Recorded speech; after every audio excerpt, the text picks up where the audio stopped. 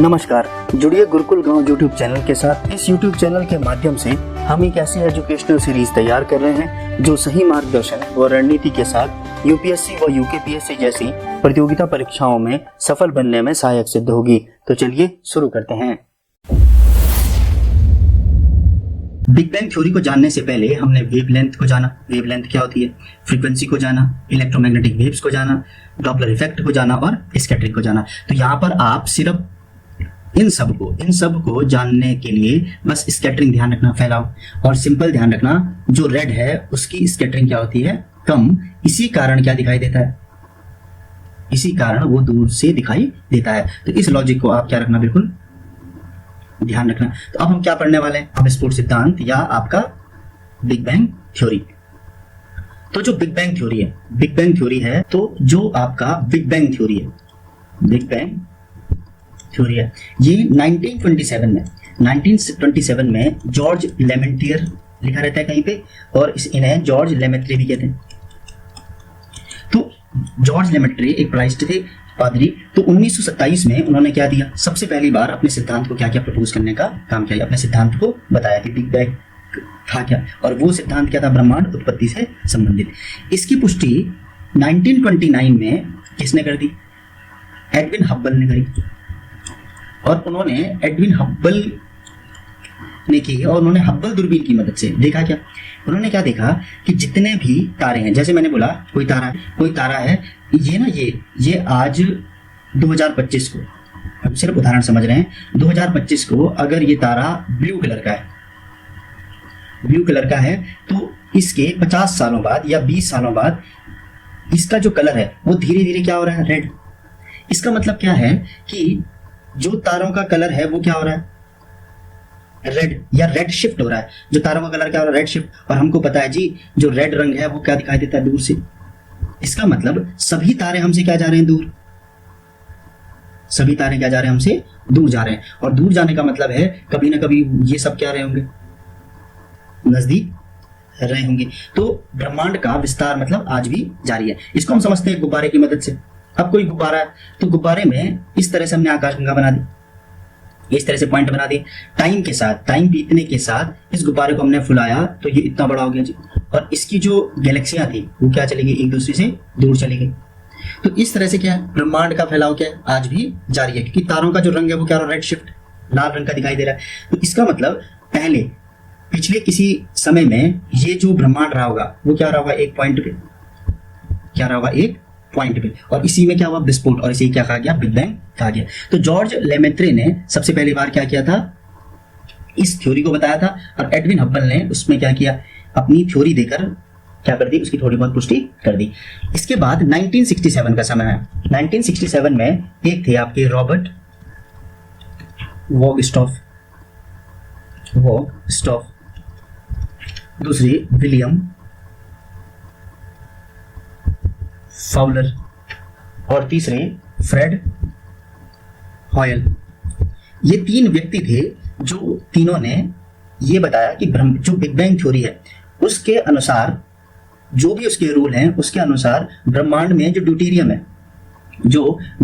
है और ट्राटियम है उसकी मात्रा क्या है? उसकी मात्रा उतनी ही है जितनी बिग बैंग बताता है। तो ये बहुत बड़ा क्या था? ये बहुत बड़ा साक्ष्य था कि जरूर क्या रहा होगा? बिग बैंग रहा होगा। इसको हम चित्र की मदद से समझ लेते हैं, या इससे पहले हम सिर्फ ये जान लेते हैं कि इन लोगों ने कहा क्या कि आज के समय से अगर हम ब्रह्मांड को संकुचित कर दें, ब्रह्मांड को संकुचित कर दें तो क्या हो जाएगा?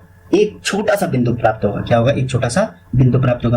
और इस कण का जो वॉल्यूम होगा, आयतन क्या होगा? न्यून, बहुत कम, लेकिन इसकी डेंसिटी, घनत्व होगा, और तापमान, टेम्परेचर, ये क्या होगा? अनंत, इन्फिनाइट, मतलब जिसकी कोई कल्पना ही नहीं की जा सकती। तो इस बिंदु पर क्या होगा? इस बिंदु पर अपने ग्रेविटेशनल फोर्स के कारण क्या हुआ? एक दिन क्या हो गया? विस्फोट हो गया। और इसी विस्फोट को क्या कहा गया जी? सुपरनोवा विस्फोट या आपका बिग बैंग। अब इसमें विस्फोट हुआ, और इससे क्या, ये पदार्थ ऐसे फैल गए, और ये पदार्थ धीरे धीरे ठंडे हुए और गैलेक्सी के रूप में बन गए। और धीरे धीरे हमारा इस गैलेक्सी के पास में हमारा क्या बन गया, एक सोलर सिस्टम बन गया, और इसी से क्या हुआ, पृथ्वी की उत्पत्ति हुई। तो ये सिद्धांत कहीं ना कहीं ब्रह्मांड उत्पत्ति को भी बता रहा है और दूसरा पृथ्वी की उत्पत्ति को भी बता रहा है।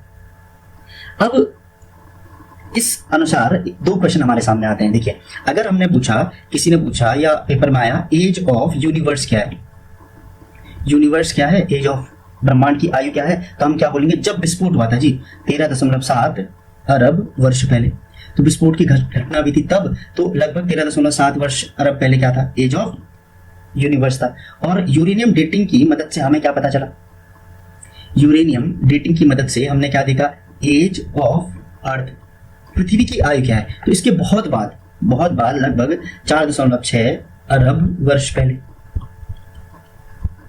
तो आज से अगर हम 4.6 अरब वर्ष पहले जाएंगे तो क्या बनी होगी पृथ्वी, और आज से 13.7 अरब वर्ष पहले जाएंगे तो क्या बनेगा आपका, वो क्या होगी, ब्रह्मांड। तो ब्रह्मांड की एज 13.7 अरब वर्ष पहले है, और वहीं अर्थ की एज क्या है, 4.6 अरब वर्ष पहले।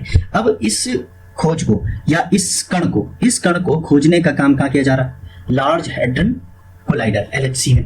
तो ये LHC जो है वो किसके संरक्षण में चल रहा है, CERN, European organisation for nuclear research. ये जो सन है ये फ्रेंच शब्द है, काउंसिलिंग यूरोपियन पावर ला रिच रचे न्यूक्लियर, है ना। तो सर्न का जो हेडक्वार्टर है वो कहाँ है, मैरिन में, हेडक्वार्टर कहाँ है आपका, मैरिन, और ये मैरिन का है स्विट्जरलैंड में, ठीक है, स्विट्जरलैंड में। और ये स्विट्जरलैंड क्या है में, कैंटेन आपको सब पता है, स्विट्जरलैंड में क्या होती है, छोटी छोटी कैंटेनें होती है, कैंटेन ऑफ जेनेवा। ये स्विट्जरलैंड में जो जेनेवा है उसका एक कैंटेन है क्या, मैरिन, और यहाँ पर क्या है, ये आपका सर्न का हेडक्वार्टर है। अब सर्न सबसे पहले कब बना था, 1954 में, और आज इसके क्या है, 24 मेंबर है। 2017 में एसोसिएट सदस्य बन गया सर्न का, कौन, इंडिया। अब हमने क्या बात की, जो ये लार्ज हैड्रन कोलाइडर है ये आपकी स्विट्जरलैंड और फ्रांस की सीमा पर, 27.36 किलोमीटर क्या बनी है, लंबी सुरंग, ठीक है, और धरती से लगभग 50 से 175 मीटर की गहराई पर, और लगभग 100 मीटर मान लो उसकी गहराई पर क्या है, ये प्रयोग चल रहा है, ठीक है। और इस प्रयोग में जो मतलब अगर प्रयोग चल रहा है और इस प्रयोग में बहुत एनर्जी होगी ना, तो कभी क्वेश्चन आया कि इसे ना ठंडा करने के लिए क्या होता है, तो लिक्विड हीलियम से क्या किया जा रहा है, इसे ठंडा किया जा रहा है ना। तो इसमें बहुत ज्यादा तापमान रहेगा। तो आप ये समझ लीजिए, इसकी आलोचना इस बेस पे की गई कि यार हम ऐसा कण बना रहे हैं धरती के नीचे जो क्या है, जब ब्रह्मांड जैसी तत्वों को पैदा कर सकता है वो कण, तो धरती को भी आराम से नष्ट कर देगा, है ना। तो इस कण की क्या की जा रही है, यहाँ पे खोज की जा रही है। और इसका उद्देश्य क्या है, इसका उद्देश्य है, आपको सभी को पता होगा, सत्येंद्र नाथ बोस ने एक रूल दिया था, नाथ बोस की बोसन थ्योरी की जो बोसन थ्योरी है, इसमें इन्होंने गॉड पार्टिकल की चर्चा की। स्टैटिक्स के बारे में आपने सुना होगा, है ना, वो आप साइंस एंड टेक्नोलॉजी में पढ़ेंगे थोड़ा बहुत। लेकिन सत्येंद्र नाथ बोस की बोसन थ्योरी पर गॉड पार्टिकल को खोजा जा रहा है, और इसी बोसन थ्योरी पर ब्रिटिश वैज्ञानिक हिग्स, ठीक है, ब्रिटिश वैज्ञानिक जो हिग्स हैं, उन्होंने आपका इसी थ्योरी पर एक हिग्स बोसान नाम बताया, और इसी कण की खोज कहाँ की जा रही, लार्ज हैड्रन कोलाइडर में की जा रही है। इस जो सर्न में प्रोटॉन के छोटे छोटे टुकड़े होते हैं, छोटे छोटे टुकड़े, जिन्हें क्या कहते हैं, हेड्रॉन कहते हैं। और ये हेड्रॉन मिक्सचर है क्वार्क का और ग्लूऑन का मिक्सचर है, और इन कणों को टकराया जाता है, और इन कणों को टकराकर हिग्स बोसान कण की खोज की जा रही है। तो इस वीडियो का आज का हमारा लास्ट टॉपिक है पृथ्वी का भूवैज्ञानिक या भूगर्भिक इतिहास, geological history of the earth. तो geological history of the earth, पृथ्वी के इतिहास को हम देख रहे हैं। तो इसमें कुछ कालखंड में बैठा था, इयॉन्स, इराज, पीरियड और युग। बस ये ध्यान रखना, अगर ये डिकेड है, शताब्दी, ये अगर डिकेड है, शताब्दी है, तो शताब्दी में वर्ष होते हैं, वर्ष के अंदर क्या होते हैं, वर्ष के अंदर होते हैं आपके मंथ, और मंथ के अंदर क्या होती है, डेट। तो इधर जाने पर जो इसका टाइम पीरियड है वो क्या हो रहा है, छोटा, है ना। तो हम पृथ्वी के भूगर्भिक इतिहास पढ़ने वाले हैं और इससे संबंधित कुछ क्वेश्चन देखेंगे। तो ये क्या है, पृथ्वी का भूगर्भिक इतिहास। तो हम क्या देख रहे हैं, देखिए यहाँ नीचे से शुरू करते हैं। हम इसमें से क्या देख रहे हैं कि जो बिग बैंग थ्योरी हुई थी, क्या हुई थी, बिग बैंग थ्योरी के बाद जो बिग बैंग थ्योरी हो रही वो कब हो रही, 13.7 अरब वर्ष पहले, वर्ष पहले। बिग बैंग थ्योरी में हमने क्या बोला, ब्रह्मांड बन गया जी, क्या बन गया, ब्रह्मांड बन गया। अब ब्रह्मांड के बाद जो बनेगा वो क्या होगी, 4.6 अरब वर्ष पहले क्या होगा, पृथ्वी। अब हम बात कर रहे हैं इस पृथ्वी के इतिहास की। अब सबसे पहले हमने क्या बोला, यहाँ पे हिटियन आता है, आर्कियोजोइक आता है, ठीक है, अजोइक। अजोइक में, अजोइक का मतलब क्या होता है कि जहां पर, अजोइक माने जहां पर जीव नहीं, अजीव मतलब है ना, जहां कोई जीव की उत्पत्ति नहीं होती, अजीव। तो ये क्या है आपका अजोइक है। अजोइक को हम एक और बोल सकते हैं प्री कैम्ब्रियन। तो पृथ्वी पर इस समय, ध्यान से देखिएगा, पृथ्वी पर इस समय जीवन की उत्पत्ति नहीं थी। पृथ्वी पर जीवन की उत्पत्ति नहीं है, जीव नहीं है तो जीवाश्म भी नहीं रहेंगे, है ना, तो जीवाश्म भी नहीं होंगे और जीव भी नहीं होगा, ठीक है। और यही प्रीजोइक है, यही प्री कैम्ब्रियन है, यहाँ विश्व के सबसे पुराने पर्वत अरावली पर्वतों का निर्माण हुआ। तो अरावली पर्वतों का निर्माण कब हो रहा है जी, प्री कैम्ब्रियन काल में। कब हो रहा है, प्री कैम्ब्रियन काल में। भारत में अगर हम धारवाड़ और कुड़प्पा चट्टानों की बात करें, धारवाड़ और कुड़प्पा चट्टानों की बात करेंगे, तो वो भी कब बन रही, इसी काल में बन रही है। नेक्स्ट हम बात करते हैं किसकी, कैम्ब्रियन की। प्री कैम्ब्रियन के बाद क्या आएगा जी, कैम्ब्रियन। इस कैम्ब्रियन में जीव पाए गए, और जीव पाए जाएंगे तो इसमें जीवाश्म भी होंगे। ये देखिए धरती गर्म है ना, तो धीरे धीरे क्या हो रही है, ठंडी, और ठंडी हो रही है तो इसमें क्या हो रहा है, जीवों का विकास। अब इसी कैम्ब्रियन काल में भारत में विंध्याचल पर्वत बना। ये सारे प्रश्न आते हैं, जीवाश्म किस काल में पाया गया, जीवाश्म कब नहीं पाया गया, विश्व के सबसे पुराने पर्वत कौन से हैं, धारवाड़ कुड़प्पा जैसी चट्टानें कैम्ब्रियन में बनी है, प्री कैम्ब्रियन में बनी है, ये सारे प्रश्न आप ध्यान रखना। तो कैम्ब्रियन में जीवाश्म क्या हुए, पाए गए, और आपका विंध्याचल पर्वत बना। और विंध्याचल आपको पता है कैसी चट्टान है, अवसादी, सेडिमेंट्री रॉक, आप सब को विदित है। एक होती है इग्नियस, इसके ठंडा होने से या इसके अवसाद निक्षेपण के कारण जो चट्टान बनेगी वो क्या होगी, अवसादी। तो यहाँ क्या बनेगी, इग्नियस, और इसके ठंडा होने से या यहाँ से जो अवसाद जमा हो रहे हैं, वो जो अवसाद जमा हो रहा है वो क्या होगी, आपकी अवसादी चट्टानें होंगी। ठंडा नहीं है, अवसाद जमा होने के कारण जो चट्टान बनेगी वो क्या होगी, अवसादी होंगी। इसके बाद नेक्स्ट आपका क्या है, ओडोविशन में आपका मछलियों का निर्माण होने लग गया। इसके बाद आया क्या, सिलुरियन। इसमें एज ऑफ मरीन, मतलब आपके मरीन में जो समुद्री जीव है उनका निर्माण होने लग गया। उसके बाद क्या है, फिशिस, डिवोनियन युग। फिर इंपॉर्टेंट है आपका क्या, कार्बोनिफेरस काल। कार्बोनिफेरस काल में दुनिया में कार्बन इकट्ठा हुआ। दुनिया में क्या हुआ, कार्बोनिफेरस काल में कार्बन इकट्ठा हुआ, और भारत में गोंडवाना क्रम की चट्टान बनी, जिसमें क्या पाया जाता है, कोयला। भारत में गोंडवाना क्रम की चट्टानें बनी जिसमें क्या पाया जाता है, आपका कोयला पाया जाता है। इस क्वेश्चन को ध्यान रखना। इसके बाद आया पर्मियन काल। तो आपको ये भी पता होगा, ब्लैक फॉरेस्ट जर्मनी में जो है, और फ्रांस का जो वॉर्स्टेज पर्वत है, ब्लैक फॉरेस्ट और वॉर्स्टेज जो पर्वत हैं उनका निर्माण भी कब हो रहा है, आपका पर्मियन में। नेक्स्ट क्या है आपका, ट्रियासिक, जुरासिक और क्रेटेशियस। आप सबको पता है कि जुरासिक जो ये मेसोजोइक है, मध्यकाल, ये जो मेसोजोइक है इसे एज ऑफ रेप्टाइल कहते हैं, सरीसृपों का काल कहते हैं, जैसे डायनासोर। तो क्रेटेशियस में, सॉरी, जुरासिक में क्या पाए जाते थे, डायनासोर। क्या पाए जाते थे आपके, डायनासोर। तो इसे एज ऑफ रेप्टाइल कहते हैं, इसे एज ऑफ बर्ड कहते हैं। नेक्स्ट क्वेश्चन, क्रेटेशियस में भारत में दक्कन पठार का निर्माण कब हुआ, तो कब हुआ था, क्रेटेशियस काल में। क्या रखना आप इस क्वेश्चन को भी ध्यान। नेक्स्ट क्या है आपका, सेनोजोइक, नवजीव काल जिसे कहते हैं, ठीक है। तो इसमें दो पीरियड है, तृतीयक काल और क्वाटरनरी काल।